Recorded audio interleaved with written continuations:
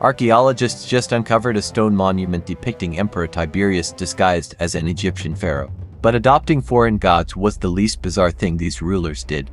Augustus, the first emperor, was allegedly poisoned by his own wife with tainted figs from his personal garden. Tiberius retreated to Capri for 11 years before being smothered with a pillow by his own successor. Caligula threatened to make his horse a Roman consul, then was stabbed 30 times by his bodyguards. Claudius was found cowering behind a curtain and declared emperor on the spot, suffering from a severe limp, tremors, and a debilitating stammer. Nero reportedly played the cithara while Rome burned. Not a fiddle, that wouldn't exist for another 1,000 years. His last words before taking his own life: "What an artist dies with me." Galba lasted 7 months before being butchered in the Forum. Otho killed himself to end a civil war. Vitellius was dragged half-naked through the streets and thrown into the Tiber.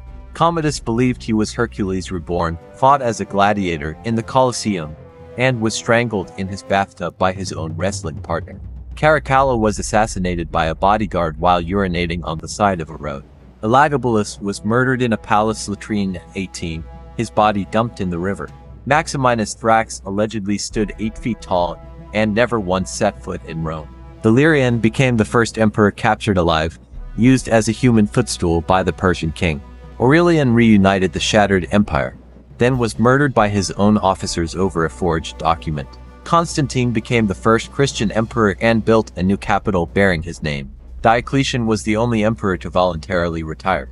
When they begged him to return, he said he'd rather tend his cabbages. Valentinian screamed at foreign ambassadors so violently he suffered a fatal stroke on the spot. And Romulus Augustulus, a 14-year-old child, became the last Western Roman emperor, quietly deposed and erased from history. From the divine Augustus to a boy nicknamed Little Augustus, 70 men claimed the ultimate power. Most of them died bleeding on the marble floors of their own palaces.